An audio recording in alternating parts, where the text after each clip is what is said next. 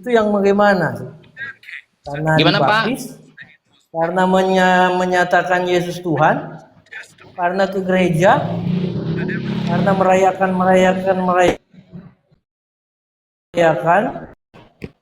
Gimana Pak?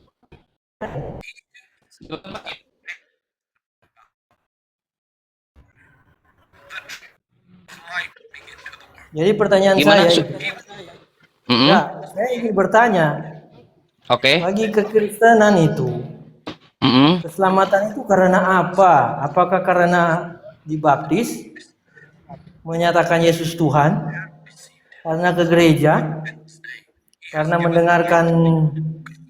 mendengarkan pendeta atau romonya, Ya. atau karena ada hal lain yang lebih fundamental dan lebih universal?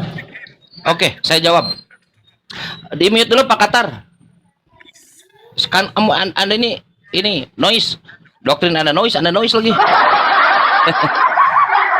Keselamatan nggak bisa di mute sendiri, Pak Katar. Keselamatan dalam Kristen itu ketika meninggalkan Kristen.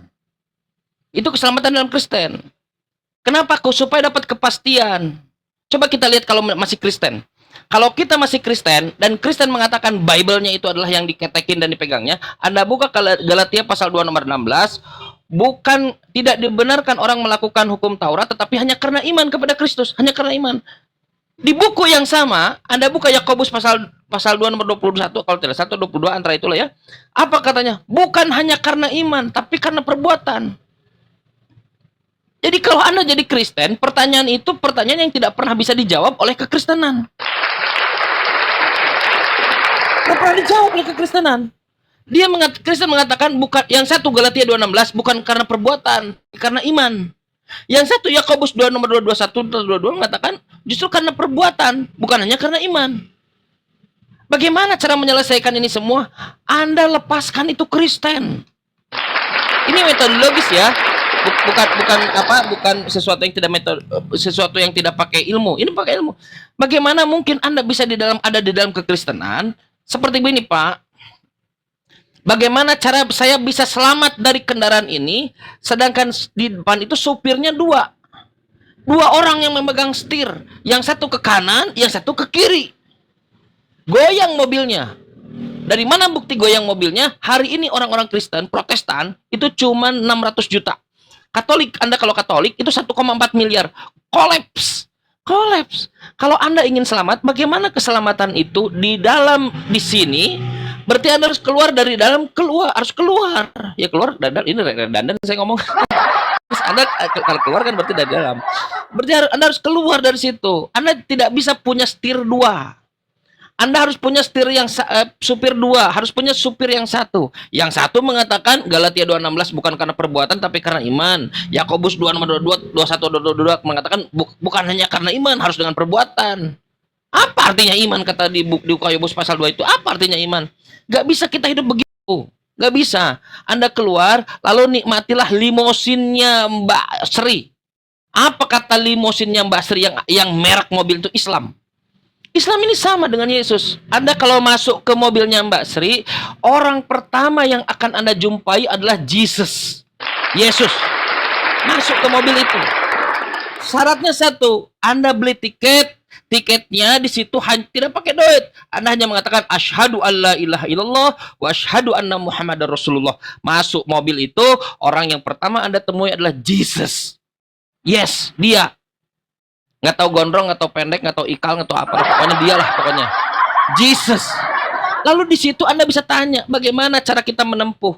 Kata Yesus, guru yang baik, kata murid-murid, kata orang-orang, guru yang baik, bagaimana cara mendapatkan hidup kekal? Pertanyaan sama seperti Pak Karol.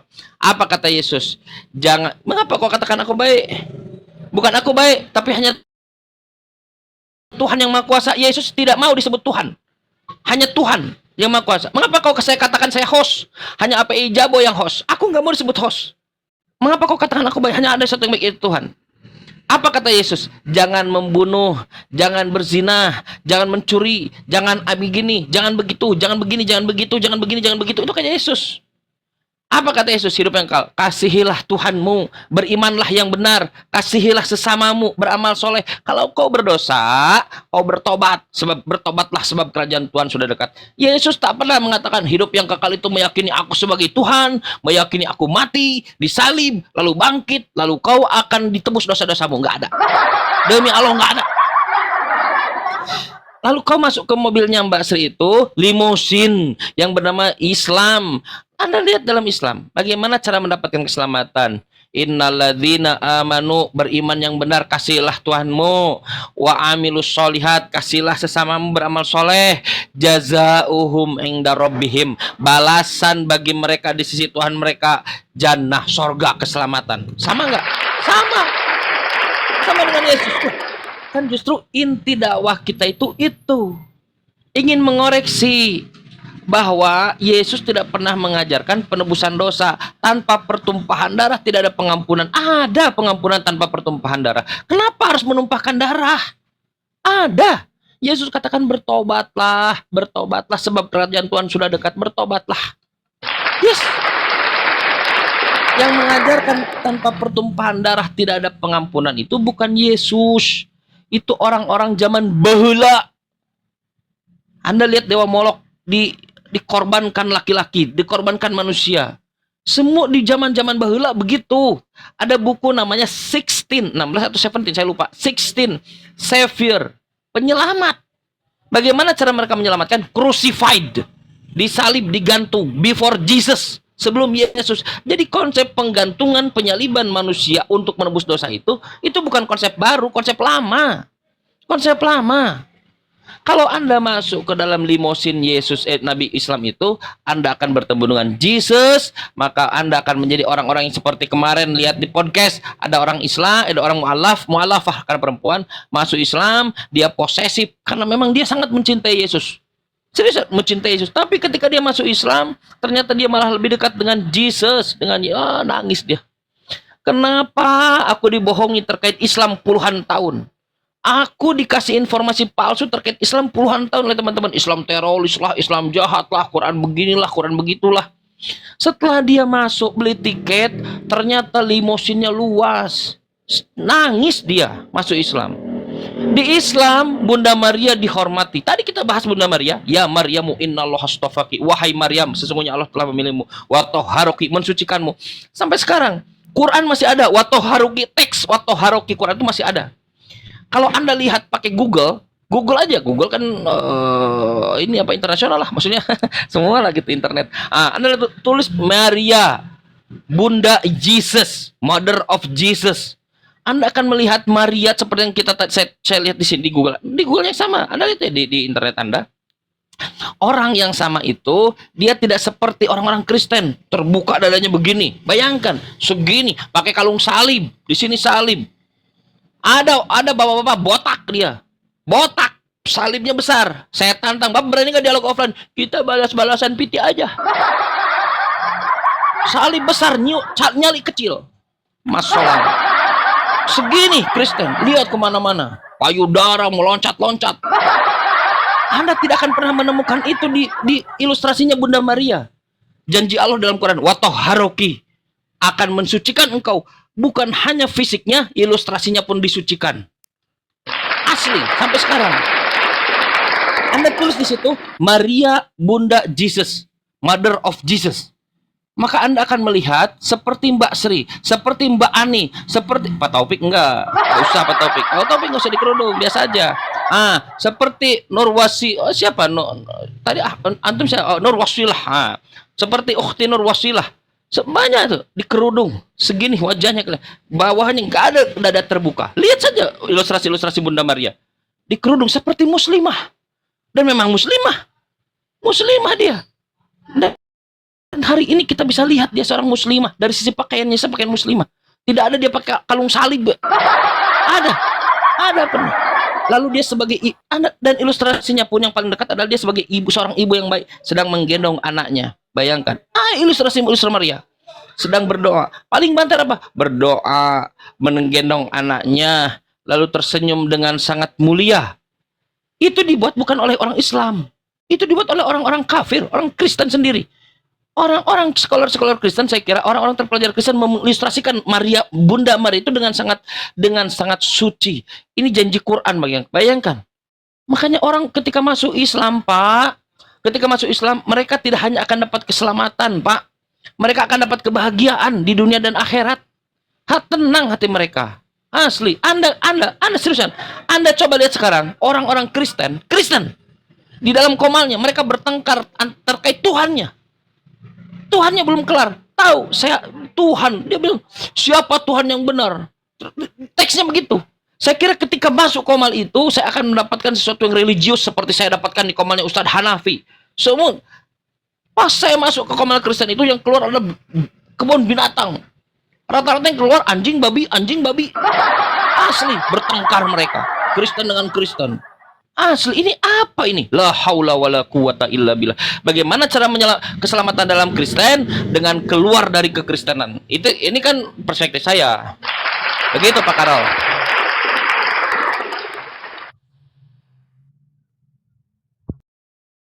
Silahkan. Ada lagi, kalau nggak ada lagi kalau saya narasi itu bisa sampai 5 jam. 5 jam. Silakan kalau ada yang mau nanya lagi teman-teman. Kita ini terbuka. Kami ini teman-teman sekalian hadir di sini untuk menjadi kontras. Kami ini ingin menjadi kontras dari gereja. Saya tahu kalian teman-teman Kristen ini adalah ada gundah gulana, resah. Karena di gereja nggak bisa nanya. Saya pernah lihat dulu di gereja yang nanya, lalu dijawab apa? Iblis kau oleh pendetanya. Bayangkan orang nanya. Kalian harus nanya terus, nanya. Hingga hingga pendeta itu menyebut ada iblis dalam ketekmu, baru kau berhenti. Kau merenunglah di rumah. Pulang ke rumah kau merenung. Kenapa pendeta itu nggak mau ditanya? Kenapa? Apa yang mereka selundupkan? Kami ingin menjadi kontras. Islam tidak diselundupkan. Islam ini memang harus ditanya. Fa'lam annahu la ilaha illallah. Tanyalah supaya kalian yakin tidak ada Tuhan selain Allah. Tanya. Silakan. Kalau nggak nanya balik lagi nih saya, materi lagi. Silakan, siapa yang mau nanya?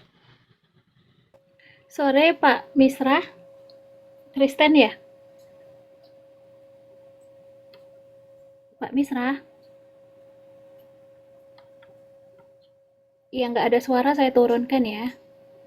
Mohon maaf. Selamat sore Om Gaul. Kok gelap? Ya silahkan Pak Kristen nanya. Semoga itu Pak Karol, beliau diberikan hidayah.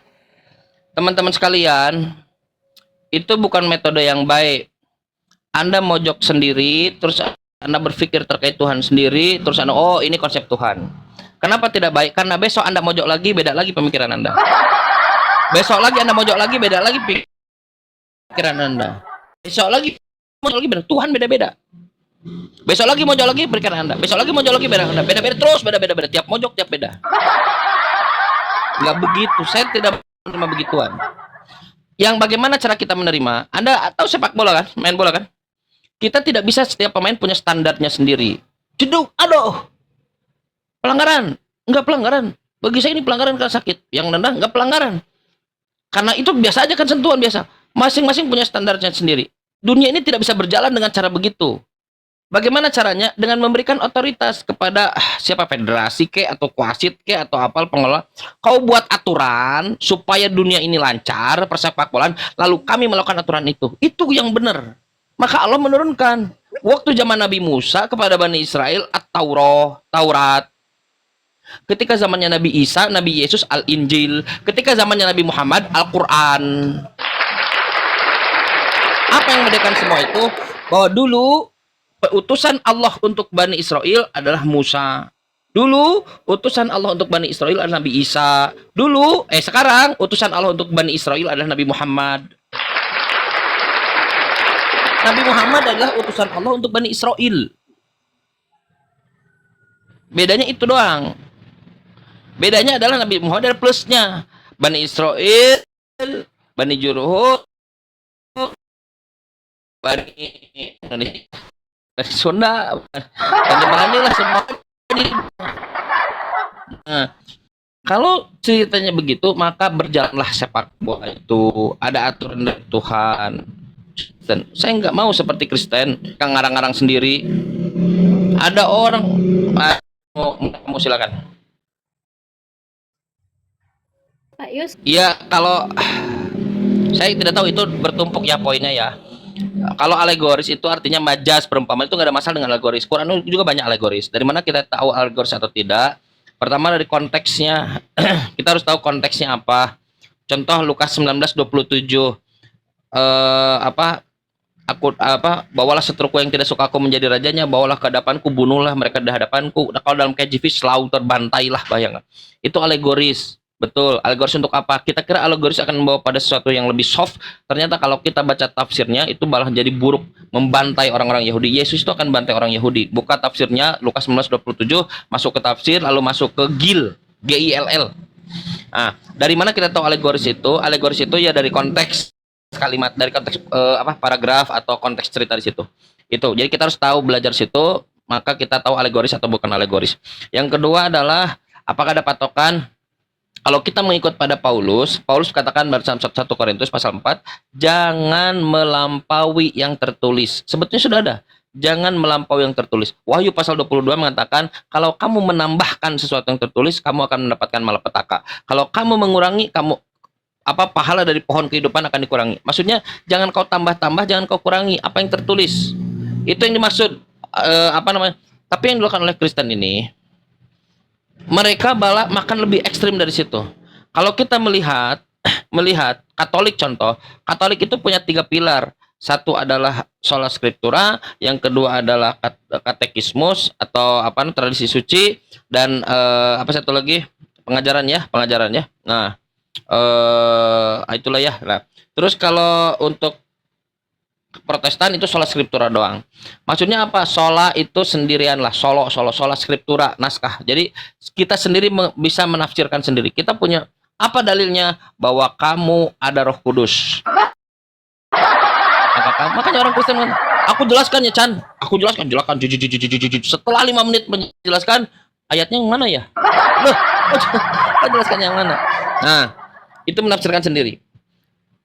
Kalau Katolik, mereka enggan menafsirkan sendiri, bahkan mereka ambil ya udah nggak apa-apalah dan seterusnya. Mentalnya begitu. Kita ikuti apa yang dikatakan oleh imam-imam kami. Oleh imam kami kita ngikuti. Masalahnya adalah dalam katekismusnya saja banyak yang melampaui tertulis. Dalam katekismusnya aja, kan dalam katekisasinya aja. Saya undang Katolik, silakan di sini yang bisa mengkoreksi saya. Nah, begitu. Apakah ada patokan? Nggak ada.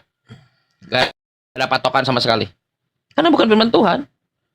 Gospel Bible ini, Mbak Ani dan teman-teman sekalian, ada empat gospel: Markus, Matius, Lukas, Yohanes. Itu bukan kitab suci. Tidak ada satupun yang mengidentifikasi kitab suci. Saya bersedia untuk dikoreksi ya, terbuka untuk dikoreksi, mendapatkan inputan di mana Markus, Matius, Lukas, Yohanes itu mengidentifikasikan dirinya sebagai kitab suci. Nggak pernah ada. Asli nggak pernah. Tidak pernah ada diilhamkan oleh Tuhan, diwahyukan oleh Tuhan. Nggak pernah ada. Markus, Matius, sampai Lukas. Buku yang lain itu adalah testimoni atau tulisan-tulisan klaim-klaim, surat-surat Paulus, klaim-klaim yang jelas. Makanya Bible itu terbagi menjadi 3 sebetulnya. Yang satu buku Yahudi, yang keduanya adalah gospel yang menceritakan peristiwa Yesus, yang ketiganya adalah klaim-klaim surat-surat Paulus dan seterusnya. Contoh-contoh penyaliban. Gospel Markus, Matius, Lukas, Yohanes itu sebetulnya belum clear dengan penyaliban. Tapi Paulus mengatakan bahwa Yesus mati. Aneh. Yesus, Anda menemukan di 4 gospel itu bahwa Yesus tidak pernah mengklaim dirinya ini Tuhan. Tak pernah. Boleh teman-teman Kristen Indonesia boleh ajukan Yohanes 13:13, anak manusia Tuhan hari Sabat, aku guru dan Tuhan. Boleh. Telah lahir hari ini juru selamat Tuhan di kota Daud. Boleh, silahkan. Dan itu ajuan yang sangat manusia normal. Sebagai pembaca Bible Indonesia, Anda memang disodorkan itu oleh LAI. Dosa orang-orang LAI ini dia luar biasa, lihat. Banyak orang mengatakan Yesus Tuhan gara-gara penerjemahan itu. Dosanya itu, lihat. Saya tidak tahu di neraka bagian mana itu orang-orang yang begitu. Jemaatnya mengatakan Yesus Tuhan karena benar engkau mengenal aku guru dan Tuhan. Apa enggak dosa tuh yang menerjemahkan?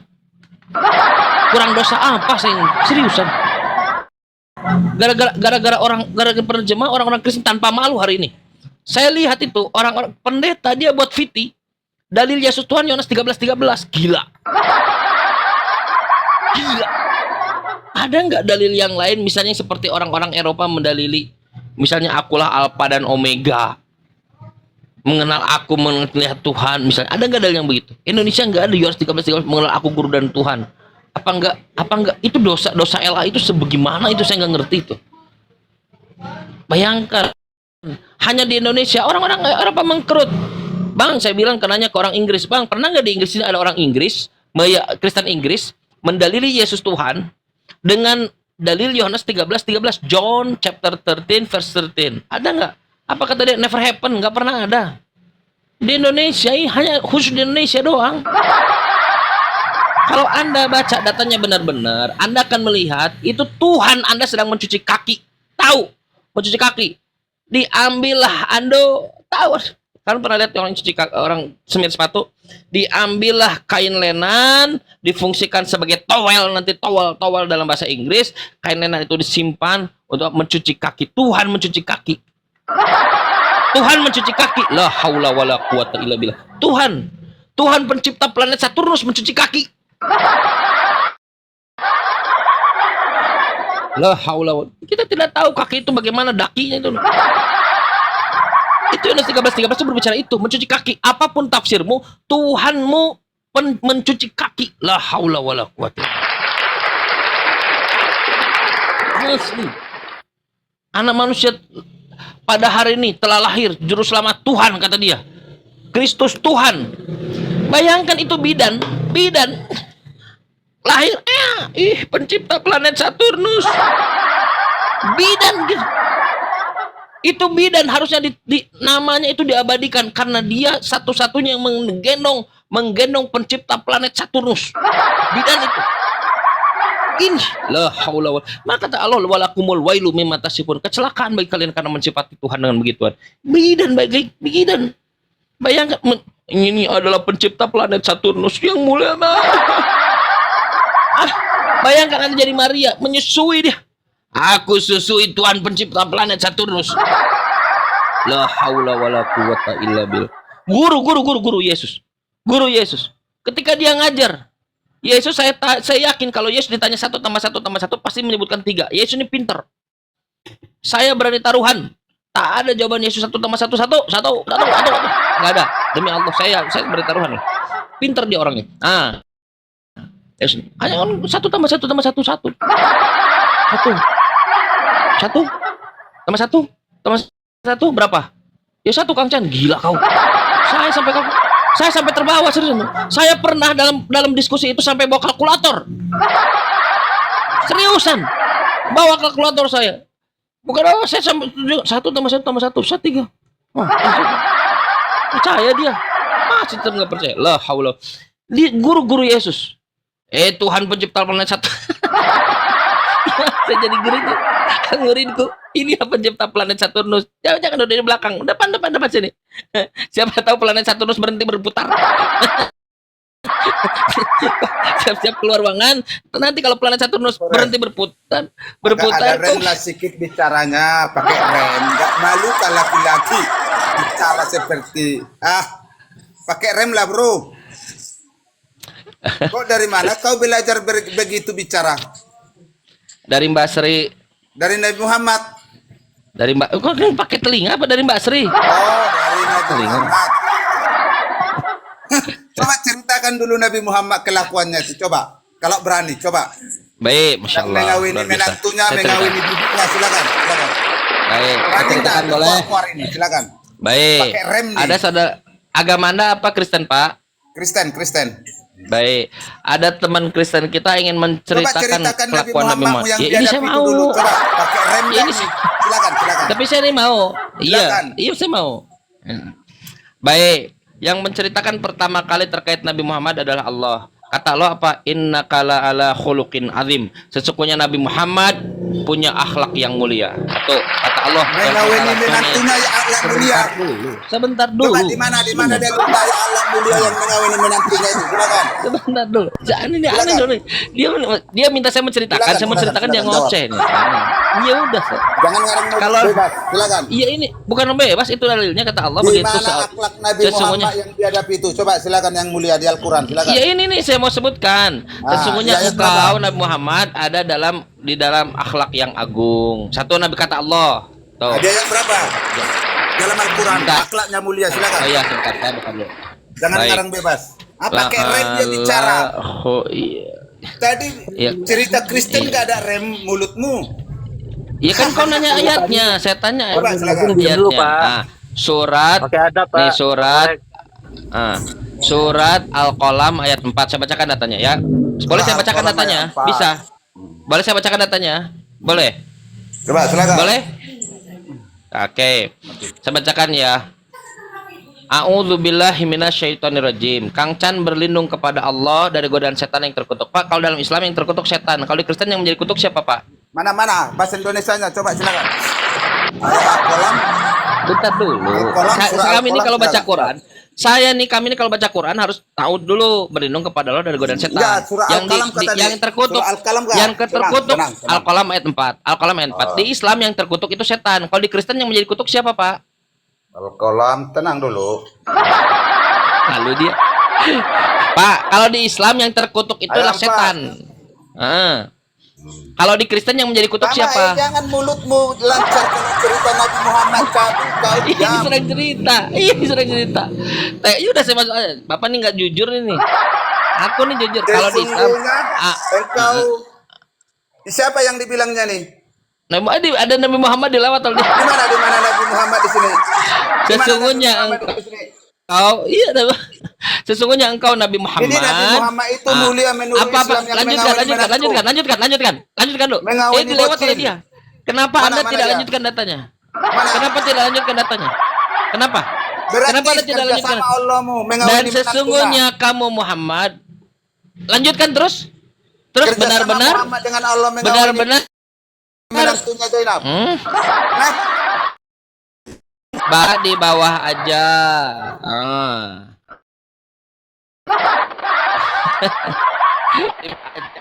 Minum tuh, makan itu kotoran. Minum Caprikus. Ini Kristen, dia Kristen. Beliau bertanya bagus. Tolong ceritakan Nabi Muhammad, kesaksian pertama Allah. Testimoni dari Tuhan. Wa innaka la'ala khuluqin azim. Sesungguhnya engkau Nabi Muhammad benar-benar berbudi pekerti yang agung. Kata Nabi Muhammad, kata Allah. Kalau saya subjektif, ya udah saya Muslim subjektif. Sekarang kita tanya orang-orang di luar Islam. Anda buka bukunya, namanya Michael H. Art. Namanya Michael, bukan Islam. Michael H. Art. Apa kata Michael H. Art? Dia kumpulkan seluruh manusia sejak zaman Nabi Adam sampai sekarang.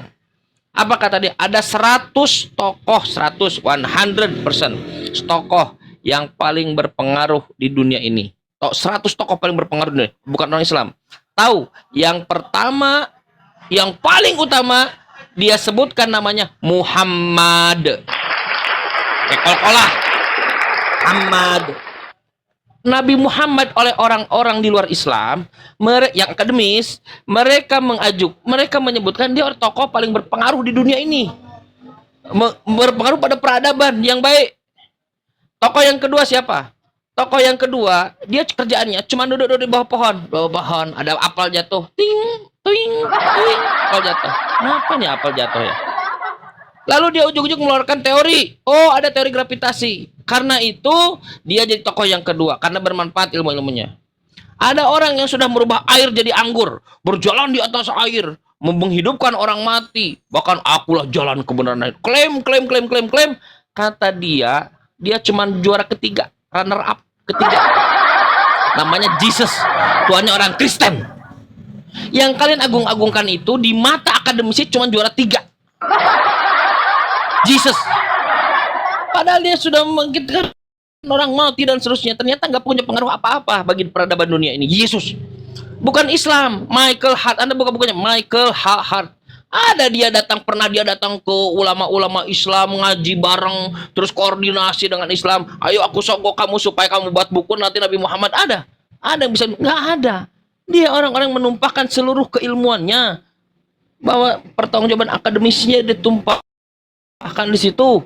Ternyata Nabi Muhammad, bukan saya, Pak. Orang-orang di luar Islam. Silakan, siapa lagi? Ntar dulu. Silakan. Pak Ganteng, selamat sore Pak.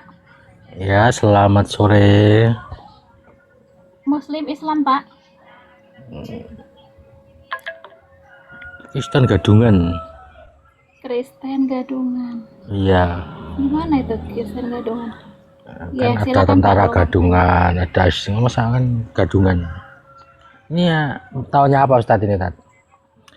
Aku mau tanya ini Ustadz, kan pada mulanya itu kan manusia itu tidak pernah berurusan sama Tuhan Ustadz ya. Kalau di wilayah Timur Tengah itu diawali dengan Nabi Ibrahim. Halo, Pak, tes. maaf, Bapak agamanya apa, Pak? Maaf, Pak. Pak Kristen Gampeng agamanya Gadungan. apa? Kristen Gadungan Ustadz, Kristen Gadungan. Kristen Gadungan. Kalau tanya-tanya ayat-ayat itu nggak paham aku. Enggak, Bapak agamanya apa? Bapak Tuhannya siapa sekarang? Tuhan Bapak yang Bapak Tuhan yakin ini siapa? Yang Maha Esa. Siapa? Tuhan yang Maha Esa itu yang punya segala namanya. Ya siapa?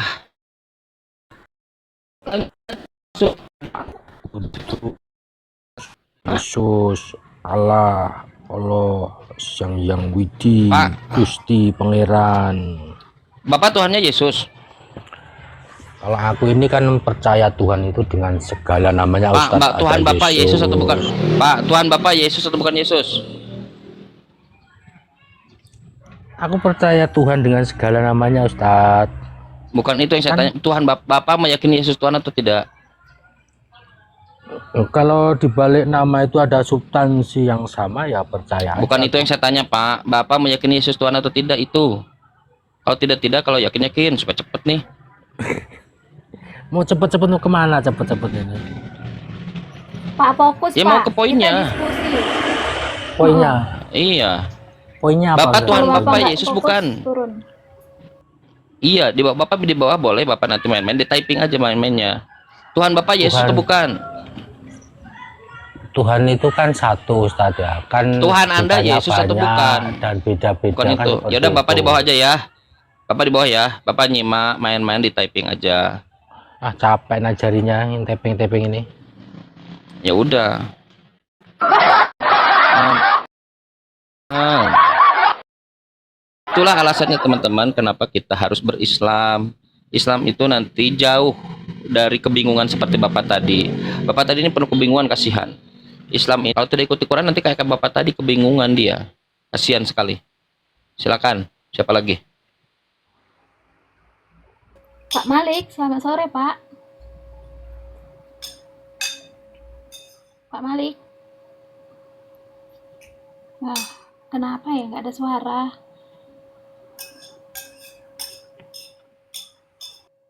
Lagi makan dia Kang Chan. Lanjut Kang Chan, belum ada yang minta lagi. Tes. Ya aman. Tes. Baik, teman-teman sekalian, salah satu urgensi kenapa kita harus berislam, kata Allah, udkhulu fis-silmi kafah, masuklah Islam secara kafah, secara keseluruhan, semaksimal yang kita bisa. Takut nanti seperti Bapak tadi. Bapak tadi ini kehilangan arah, dia nggak tahu siapa Tuhannya. Terus dia merasa bisa bermain-main dengan terminologi, bisa bermain-main dengan apa namanya, dengan definisi dan seterusnya. Nggak bisa, Pak. Bukan begitu cara jalannya hidup, Pak. Hidup itu dia Quran itu apa hudalinas, petunjuk bagi manusia. Bapak coba belajar nanti Quran. Jangan menganggap perspektifnya itu. Bapak coba belajar untuk memposisikan diri dalam perspektif yang lebih objektif. Kita ini biasa-biasa aja objektif, nggak usah jadi aneh-aneh. Menganggap bahwa agama itu semua sama dan seterusnya, dan objektif aja. Anda lihat Islam, ajarannya, Anda lihat Kristen, Anda lihat Buddha, Anda lihat Hindu, objektif aja. Anda kemarin saya lihat podcastnya Kodon Ditan, ketika salah satu di podcast dia berkata begini, kenapa Islam salah satunya? Kalau Kristen itu menisbatkan pada sebagai pengikut Yesus. Hindu sama. Ada Hindu, Buddha, ada subjek yang diikuti. Yahuda tuh Yehuda, anak keempat dari Yakub. Semuanya, tapi khusus Islam itu kata kerja, kata dia. Islam, berserah diri, tunduk patuh. Itu yang membedakan, Pak. Jadi kalau Anda benar-benar objektif, Anda akan melihat cahaya Islam, seriusan. Gak ada main-main begitu. Orang-orang main-main begitu itu biasanya mereka sudah apa namanya ya? Mereka ini nggak punya pegangan, kayak orang sedang apa namanya? Kayak orang sedang mabuk gitu. Orang-orang mabuk tuh biasanya suka sok jago dan lain-lain. Tapi orang di pandangan orang, kau ini mabuk itu, bejat. Seriusan, kau ini oleng. Kayak orang lagi ngisep aibon.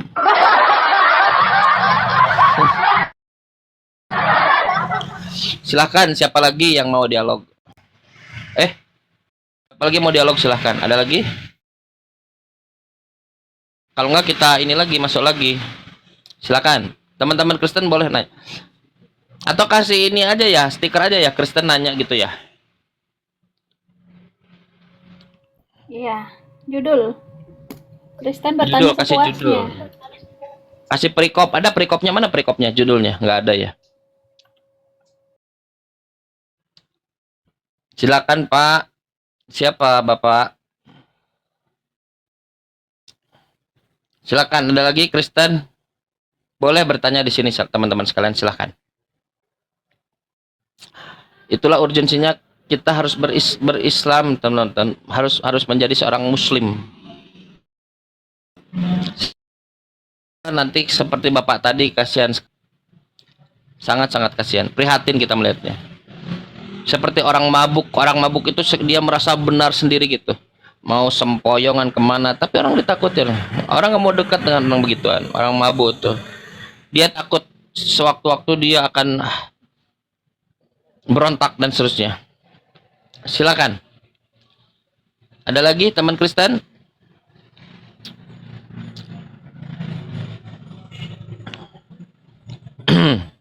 Baik, nggak ada lagi. Kita maju lagi ke depan. Maju lagi.